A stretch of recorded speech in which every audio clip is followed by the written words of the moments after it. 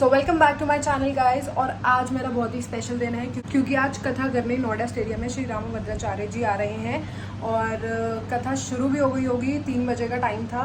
सो मैं जाती हूँ तैयार होके, मैं उसी के लिए तैयार होने लगी हूँ और मैं देखती हूँ वहाँ पे क्या सीन है, कितनी भीड़ है, क्योंकि ऑफकोर्स भीड़ तो बहुत ज़्यादा ही हो रही होगी वहाँ पे।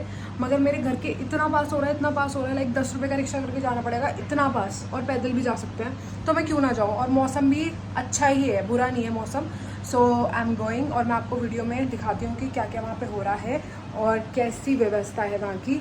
सो चलते हैं। और अब मैं निकल रही हूँ। मुझे लगता है वहाँ पे बहुत ज़्यादा भीड़ होगी, इसलिए मैं कैब अपने साथ ले जा रही हूँ। और राघव को इसलिए मैं साथ ले जा रही हूँ कि मैं उसको बोलूँगी तो 5 मिनट बाहर खड़ा है, अगर टेंट के अंदर जगह मिली मुझे तो ठीक है, नहीं तो मैं वापस आ जाऊँगी। तो मौसम भी अच्छा ही हो रहा है, गर्मी नहीं लगेगी। गाइस हम आ तो गए हैं, मगर अभी हम ढूंढ रहे हैं कि कथा कहाँ पे हो रही है। पता नहीं आपको आवाज़ आ रही होगी कि नहीं। सामने हो रही है शायद से, देखा कि सामने हो रही है शायद से। आज 27 तारीख ही है ना, कहीं मैं अभी तो बहुत बड़ा है। तो ये देखो, ये पंडाल लग रखा है। सो गाइज फाइनली जब मैं नोएडा स्टेडियम पहुंची, पंडाल के अंदर मैंने देखा कि 3 पंडाल लगा रखे थे और काफ़ी कम लोग आए हुए थे उस वक्त तक। मैं 3:30 बजे तक पहुंच गई थी और महाराज जी आए थे 4:30 के बाद। तो जब वो आने वाले थे तो सब हम खड़े हो गए थे उनके स्वागत के लिए। और सबसे पहले उनकी कुर्सी रखी गई जो कि चांदी से बनी हुई है और वो अपने साथ ही लेके चलते हैं कुर्सी, वो इसी पर विराजमान होते हैं। फिर उसके बाद रामचरितमानस रखी गई और फिर उनके जगह को साफ़ करके अच्छे से रखा कि यहाँ पे आके वो पधारेंगे। और गाइज़ मैं आपको इनके बारे में बता दूँ कि 1950 में इनका जन्म हुआ था चित्रकूट में, और ये बिल्कुल ठीक थे, ये हेल्दी पैदा हुए थे। इनकी आँखें भी थी, मगर 2 महीने बाद इनकी आँखें चली गई। ऐसा कहा जाता है कि भगवान ने बोला कि आप कलयुग नहीं देख पाओगे, इस वजह से भगवान ने इनकी आँखें ले ली। मगर इन्होंने ब्रेन लिपि से भी पढ़ाई नहीं करी, किसी से भी पढ़ाई नहीं करी, फिर भी इनको 5 to 6 लैंग्वेजेस आती हैं और 4 वेद आते हैं। कुछ भी आप इनसे पूछो तुरंत जवाब देंगे। इनको इतना ज्ञान है, इतनी नॉलेज है इनके पास। गर्मी इतनी ज़्यादा हो रही थी और मैंने कहा चलो कोई बात नहीं, आज के दिन सह लेंगे, थोड़ा गुरुजी को देखना है। और मैं आपको इनके बारे में एक और चीज़ बता दूँ, 2013 में मेरी दादाजी की डेथ हो गई थी, मगर वो इनकी कथा तब से ही सुनते थे। मैंने कभी सोचा नहीं था कि मैं इनको सामने से देखूंगी। फिर उसके बाद महाराज जी आए, महाराज जी दिख ही नहीं रहे थे कहाँ हैं, बस उनका एक भगवा कलर का झंडा दिख रहा था जो कि है यहाँ पर, जो वो अपने साथ रखते हैं हमेशा। फिर वो थोड़े से आगे आते गए, लोगों की भीड़ इतनी थी कि वो दिख ही नहीं पा रहे थे। फिर उसके बाद हल्की सी झलक मैंने देखी। और गाइज एक चीज़ मैं और बताना चाहूँगी, आज मेरी किस्मत इतनी अच्छी थी कि मेरे पास VIP पास नहीं था, मगर मैं फिर भी VIP एरिया में बैठी थी और किसी ने भी मेरे से पास के लिए भी नहीं पूछा।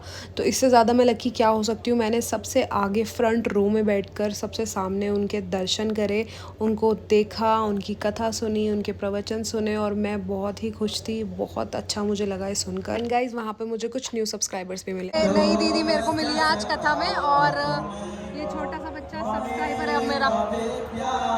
हेलो कर दो, अब तुम भी आ जाओगे वीडियो में। शर्म आ रही है से। मेरा प्ले बटन आएगा, तुम घर आ जाना देखने, ठीक है। सब्सक्राइबर है, हाय बोल दो। ठीक है, तुम भी आ जाओगे अब।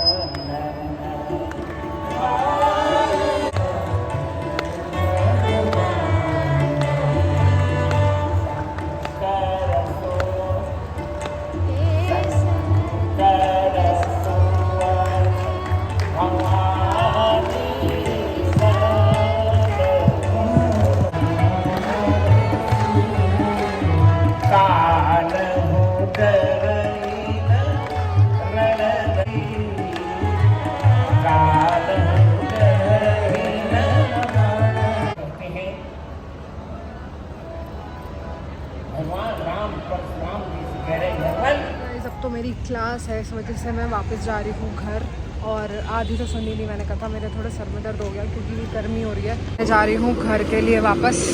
तो बहुत सारी चीज़ें थी जो मुझे नहीं पता थी आज की कथा में, मतलब मैं 1 या 2 घंटा बैठी हूँ ज़्यादा से ज़्यादा, और मुझे बहुत सारी चीज़ें पता लगी हैं जो मुझे नहीं पता थी। तो अगर मैं पूरा सुनती तो मुझे काफ़ी सारी चीज़ें थी जो मुझे पता लग पाती और ज़्यादा। रोज़ बैठूँगी तो अलग अलग चीज़ नई नई पता चलेगी, मगर मेरी क्लास है तो इस वजह से मुझे अब घर जाना पड़ रहा है वापस।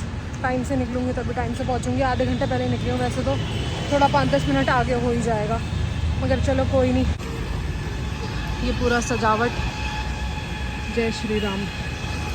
चलिए अब घर चलते हैं। रिक्शा पकड़े ढूंढे। मैं टाइम से घर पहुंच जाऊंगी। अभी 6:40 हो गए हैं, मतलब 5 मिनट लगा रिक्शे से यार, बहुत ही पास है मेरे घर के तो। और अब मैं बस 1 मिनट में घर पहुंच जाऊंगी और उसके बाद रेडी तो मैं हुई, फिर निकल जाऊंगी। पीछे से भैया आ रहे थे, मुझे लगा कोई फ़ोन छीनने आ रहा है। मैंने फ़ोन साइड कर लिया क्योंकि मैंने ऐसी एक वीडियो देखी थी, उसमें उसका फ़ोन छीनने की कोशिश करी थी। Now I am back to home और अब मैं निकल रही हूँ क्लास के लिए। मैं यहाँ पे दिखाती हूँ, इतने लोगों में से कोई नहीं गया था, सब मैं अकेले गई थी।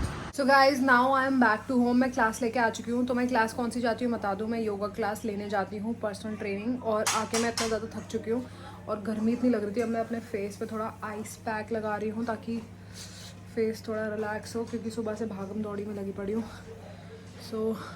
और फ़ोन की भी बैटरी बहुत लो है, देखो चार्ज पे ही लगा हुआ है मेरा इनफैक्ट फ़ोन। तो चार्ज के बाद मैं ऑन करती हूँ। भूख भी बहुत तेज़ लग रही है। ओरियो लाई हूँ, ओरियो शेक पीऊँगी। सो गाइस अभी खाना पीना खा लिया है। आज हमारे घर पे बना था पनीर और दाल चावल रोटी, ये सब खा लिया है। अब जा रहे सोने। सो ये व्लॉग यहीं एंड करते हैं गाइस। मिलता है आपको नेक्स्ट व्लॉग में। Bye bye.